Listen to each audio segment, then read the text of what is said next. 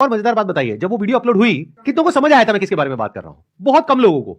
अगर वो कुछ नहीं करते, चुपचाप बैठे रहते, तो 2 दिन में सब भूल जाता है, खत्म हो जाता। मतलब एक टीचर है जो क्लास में सामने खड़े होकर के बोल रही है तुम में से किसी एक ने चोरी करी है, और एक बच्चा खड़ा होकर के बोलता है मैंने चोरी नहीं करी है, मैंने चोरी नहीं करी। अरे नहीं करी तो बैठा रहना चुपचाप। इसका मतलब क्या निकालोगे?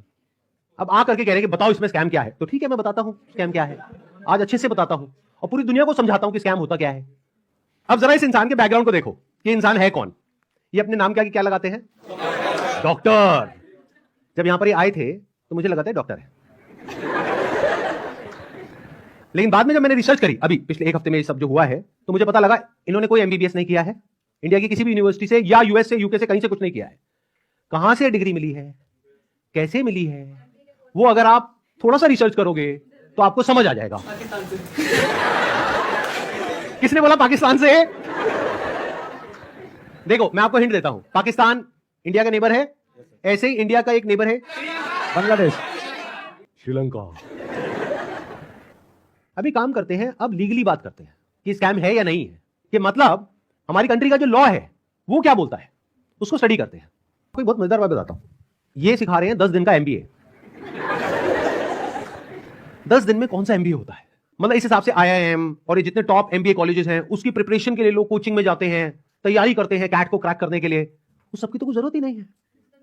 साक्षात विवेक बिंद्रा जी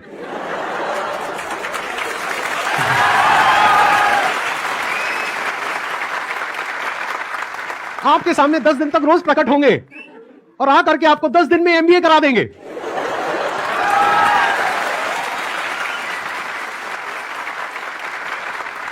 प्रोफेसर साहब एक बात बताइए, आपने अपनी वीडियो में बोला कि एक इमेज मैं 20,000 रुपए की बेच रहा हूं, तो क्या वो स्कैम नहीं है?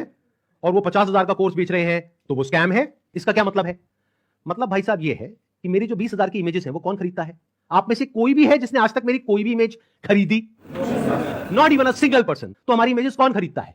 जो बड़ी बड़ी कंपनीज हैं, बड़े बड़े ब्रांड्स हैं, जिनकी टर्नओवर हजारों करोड़ रुपए की है, वो 20,000 रुपए की इमेज खरीदते हैं। क्यों खरीदते हैं? क्योंकि अगर वो इमेजेस हमसे नहीं खरीदेंगे और खुद शूट करेंगे तो उनका खर्चा आएगा 5 से 10 लाख रुपए, और वो इमेज कितने में मिल गई? 20,000 रुपए में। हमने जब वो शूट किया तो हमने 10 लाख रुपए लगाया, तब जाकर के 20,000 में एक इमेज बेची। तो इसमें किसका फायदा है? उस कंपनी का भी फायदा है और हमारा भी फायदा है। इसको बिजनेस बोलते हैं। हमने मनी बैक गारंटी लॉन्च करी है। What is money back guarantee? अगर कोई भी हमारे साथ आईबीसी बनता है और वो चाहता है कि मैं पैसे कमाऊं और वो हमारे साथ पैसे नहीं कमा पाता, तो नो क्वेश्चंस आस्क्ड उसका पैसा उसको वापस कर दिया जाएगा। That's called money back guarantee. दम नहीं है किसी में ये बोलने में जो हम बोल रहे हैं। गारंटी दे रहा हूं 10 लाख रुपए महीना पे आप पहुंचेंगे, नहीं पहुंचे तो मेरे पास आके पैसा वापस मांग लेना। बड़े बड़े क्लेम्स कर दिए। एक बार समझने की कोशिश करते हैं क्या वो प्रैक्टिकली पॉसिबल है या नहीं है। इन्होंने कहा कि मैं अगर आपको महीने का 10 लाख रुपए कमाने के लायक नहीं बना सका तो अपने पैसे वापस ले जाइए। साल का 1 करोड़ रुपए अगर ये देना चाहते हैं आप लोगों को, और 1 लाख लोग इनकी कंपनी में ज्वाइन कर चुके हैं, तो कितना पैसा चाहिए? 1 लाख करोड़ रुपए। तो हमारी टीम ने क्या किया, इनके जो फाइनेंशियल्स है उसको चेक किया कि भाई अगर 1 लाख करोड़ देना है तो कंपनी की टर्नओवर होनी चाहिए ना 2-3 लाख करोड़ की, क्योंकि वो भी तो कमाएगी ना। उनकी टर्नओवर पता है कितनी है पिछले साल की? 172 करोड़। अगर उसमें से मान लेते 30% भी वो कमीशन देते हैं अपने आईबीसीज को, कितना पैसा उन्होंने डिस्ट्रीब्यूट किया स्कीम में? 50 करोड़। तो कितने लोगों के हाथ में आया 1-1 करोड़? 50 बस। और बाकी लोगों का क्या हुआ? उनके हाथ में क्या आया? 0। कि अगर वो चाहे भी तो ये जो बड़े बड़े क्लेम्स कर रहे हैं इसको पूरा नहीं कर सकते। पहले तो ये जो क्लेम्स कर रहे हैं वही सब इलीगल है।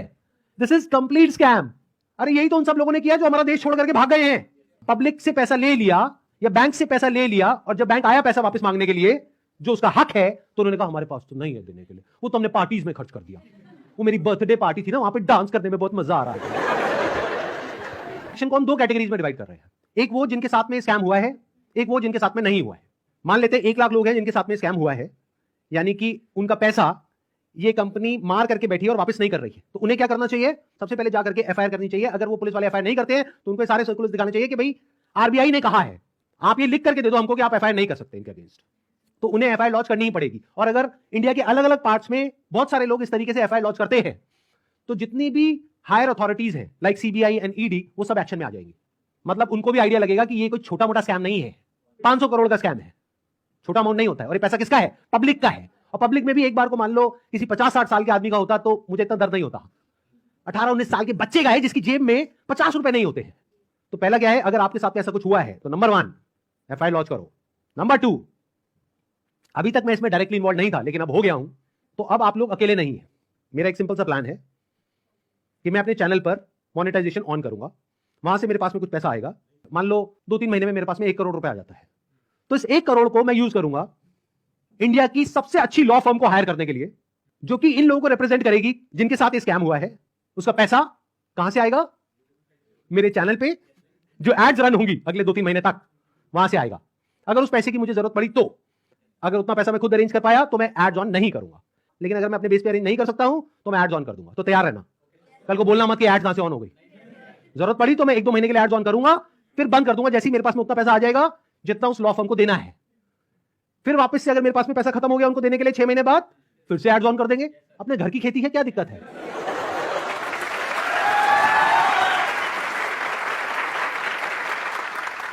तो अब आप लोगों को क्या करना है, जिनके साथ में स्कैम हुआ है हमको ईमेल करिए। हमारा एक ईमेल आईडी है legal@sandeepmaheshwari.com। और आप लोग क्या कर सकते हैं, जिनके साथ में स्कैम हुआ है, आरबीआई का हम एक लिंक यहां पर नीचे डिस्क्रिप्शन में पोस्ट करेंगे, एक तो इन सर्कुलर्स का, प्लस आरबीआई के जितने भी ऑफिसर्स हैं अलग अलग स्टेट्स में, वहां पर जो उनके रिप्रेजेंटेटिव्स हैं उनका। तो आप क्या कर सकते हैं, जिनके साथ में ऐसा कुछ हुआ है, एक लेटर लिखिए छोटा सा, उसमें जो भी मन में है इंग्लिश में हिंदी में लिख दीजिए कि आपके साथ में ये हुआ ये हुआ ये हुआ ये हुआ, और आपको अपना पैसा वापस चाहिए, लेकिन वो पैसा वापस नहीं कर रहे हैं। और साथ में सारे जो प्रूफ्स हैं, जो भी आपने पेमेंट करी, जो भी आपका रजिस्ट्रेशन नंबर है, वो सब अटैच करिए। इसको पोस्ट करिए, एक आरबीआई में और एक मिनिस्ट्री ऑफ कंज्यूमर अफेयर्स में। अगर ये करते हैं तो क्या होगा, सोचो उनके पास में हजारों लेटर्स पहुंच जाते हैं तो क्या होगा, तो गवर्नमेंट की जो भी सीनियर अथॉरिटीज हैं वो सब एक्शन में आ जाएंगी। अगर आपको बहुत ज्यादा डर लगता है कि पता नहीं क्या हो जाएगा, क्योंकि ये आदमी है तो थोड़ा अजीब। अभी जो कल वीडियो में आया है ये, इसने आकर के एक बार नहीं बार बार मुझे धमकियां दी है, एक हफ्ते में देखो मैं तुम्हारे साथ क्या करता हूं। भाई तू क्या करेगा, कर ले, अभी कर ले। मैं नहीं डरता भाई, दिखता नहीं है मेरी आंखों के अंदर।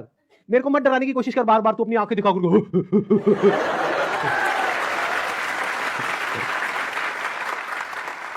अगर मेरे को एक्चुअल में कुछ हो गया अगले 1 हफ्ते में तो सारा शक किस पे जाएगा, है ना? कैसा प्रोफेसर है, थोड़ा तो बुद्धि यूज कर, थोड़ा तो लॉजिक नाम की चीज यूज कर। पब्लिकली आकर के मेरे को धमकाए चले जा रहा है, क्या ये लीगल है? अच्छा, एक चीज ध्यान में रखनी है आप लोगों को, जिनके साथ भी स्कैम हुआ है, चाहे आप हमको ईमेल कर रहे हैं, चाहे आप कहीं पर भी इस तरह से लेटर भेज रहे हैं या ईमेल्स भेज रहे हैं, जहां भी आप भेज रहे हैं, जो भी प्रूफ है पेमेंट का वो साथ में अटैच करिए और अपनी कॉन्टैक्ट डिटेल्स प्रॉपर तरीके से दीजिए, क्योंकि अगर आप हमको ईमेल कर रहे हैं तो हमारी लीगल टीम आपको कॉन्टैक्ट करेगी आपके फैक्ट्स को वेरीफाई करने के लिए।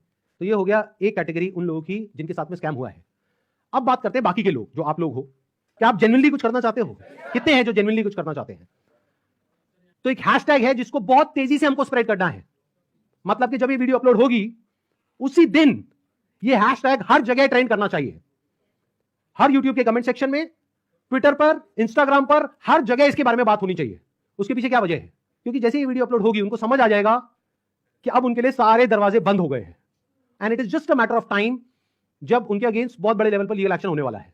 तो वो क्या करेंगे, वही जो पास्ट में ऐसे सब लोगों ने किया, वो देश छोड़ करके भागेंगे। इसका टाइम नहीं देना है। तो वो कब हो सकता है, जब आरबीआई के जितने भी सोशल मीडिया पेजेस हैं, मिनिस्ट्री ऑफ कंज्यूमर अफेयर्स के जितने भी सोशल मीडिया पेजेस हैं, वहां पर सब जगह ये हैशटैग ट्रेंड कर रहा हो। तो क्या होगा, इमीडिएटली उसके ऊपर एक्शन होगा।